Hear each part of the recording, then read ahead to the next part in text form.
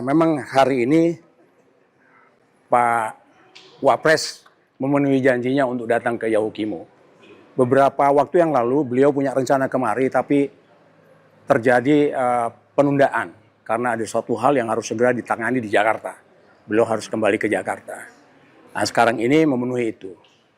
Kehadiran beliau di sini menjadi bukti bahwa kami, negara, itu hadir di sini bersama rakyat ini untuk membangun Papua dan khususnya di Yahukimo.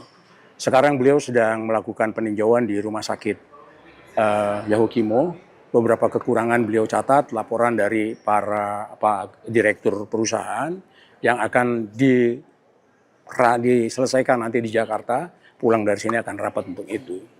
Mengenai pertanyaan tadi, sebetulnya ada memang beberapa waktu yang lalu itu ada penangkapan di sini yang dilakukan oleh Satgas Kartens.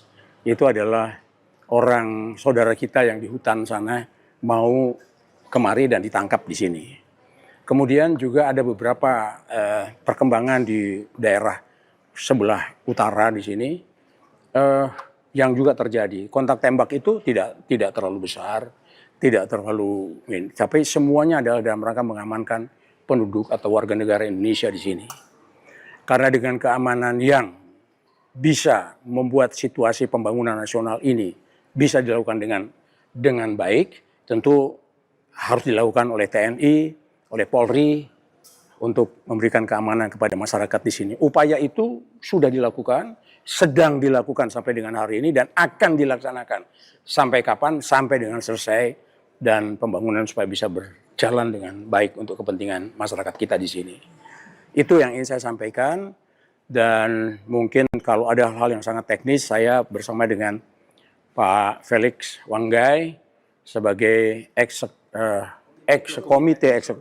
komite eksekutif dari Percepatan Pembangunan Papua, dan Ibu Wamendagri yang ada di sini, yang beliau juga sangat memahami apa yang sedang dilakukan di sini.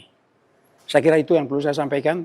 Terima kasih, dan mudah-mudahan ini bisa memberikan penjelasan kepada masyarakat sekalian bahwa kami atau Wapres datang ke sini bersama dengan saya diminta untuk mendampingi beliau di sini, dan ini ingin ditunjukkan kepada masyarakat bahwa keinginan bahwa Wapres untuk datang ke Yahukimo terpenuhi pada hari ini untuk memenuhi janji pada waktu yang lalu agak tertunda.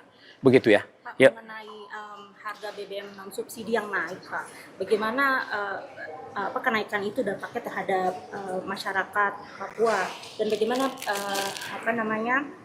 strategi pemerintah supaya kenaikan tersebut tidak ada efek dominonya terhadap perekonomian? Saya kira pemerintah sudah sangat-sangat bijaksana untuk menentukan bahwa bahan bakar subsidi tidak naik. Ya, yang non subsidi itu memang naik, tetapi saya kira di sini tidak terlalu berpengaruh besar karena mungkin yang subsidi tidak pernah terputus. Bagaimana cara mengatasinya? Tentunya akan mengalirkan atau mengirim lebih banyak lagi bahan bakar subsidi di sini agar tidak terhenti pembangunan di sini. Kalau yang non subsidi mungkin di sini tidak ada yang menggunakan solar yang Dex atau Dex Lite ataupun Pertamina Dex ya. Gitu. Bahkan mungkin Pertamina Turbo saja mungkin jarang yang menggunakan itu di sini. Saya kira begitu, enggak banyak berpengaruh itu. Tapi apapun pengaruhnya, kecil atau besar, pemerintah selalu antisipasi itu. Dan itu kita atasi. Supaya tidak terganggu kehidupan masyarakat di sini dan bahkan di seluruh Indonesia, bukan hanya di sini. Begitu ya, terima kasih. Soal BUB kemarin sempat dipantau juga Papua Tengah dan pembangunan gubernur kantor gubernur dan RPD Verdi. Sejauh ini gimana Bu untuk update BUB di Papua? Baik Pak, untuk BUB ya, pembangunan kantor gubernur, kemudian MRP dan DPR untuk Provinsi Papua Selatan mereka sudah bekerja di kantor gubernur, kemudian Papua Barat Daya besok Bapak Wakil Presiden akan ke sana, sudah 100% sudah selesai, tinggal mau digunakan. Kemudian untuk Papua Tengah itu akan selesai di bulan Desember tahun ini 2026. Kemudian untuk Provinsi Papua Pegunungan sedang lelang perencanaan, dan sudah kami rapat dengan Komisi 2 DPR RI, Kementerian Dalam Negeri, Kementerian PUPR, dan Komisi 2 DPR RI sudah kita sepakati bersama bahwa tahun 2028 untuk seluruh DOB itu sudah operasional, artinya sudah aktif dan sudah bisa berjalan. Kemarin kan Wapres meninjau bandara beserta dermaga. Apakah sejauh ini pendekatan pembangunan infrastruktur akan terus dilakukan di Papua? Apakah menerima masukan-masukan yang kemarin meminta perpanjangan dermaga dan lain-lain itu akan dilakukan ke depan ini? Ya, itu sudah menjadi kebutuhan untuk perpanjangan Bandara Napire. Saya waktu sebagai pejabat gubernur di sana, saya sendiri yang perpanjang. Kemudian semua infrastruktur di bandara sudah kami selesaikan semua, untuk tinggal mungkin pelebaran saja, sebenarnya sudah tersedia, tapi karena kena dampak efisiensi, ya mudah-mudahan tahun depan sudah bisa running.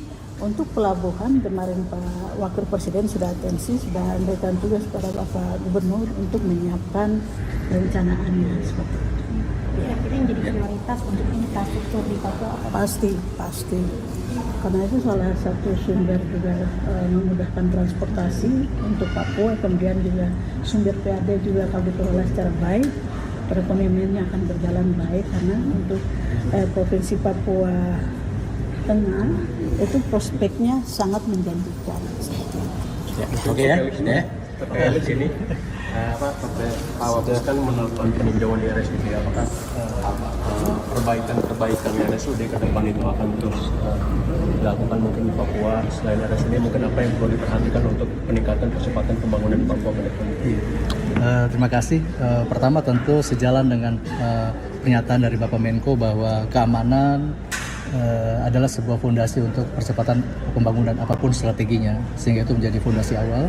Dan kita memberikan apresiasi yang tinggi juga dari Pemda ya, bahwa Bapak Wakil Presiden hadir di Yaukimo, karena Yaukimo memiliki letak yang strategis sebagai regional hub untuk di Papua Pegunungan ini, di pintu selatan, sehingga ada beberapa langkah-langkah untuk baik dari infrastruktur untuk menurunkan tingkat kemahalan, kemudian juga memperlancar logistik dari selatan ke Papua Pegunungan, ke gunung-gunung, karena berbagai distrik, kecamatan itu berada di pegunungan.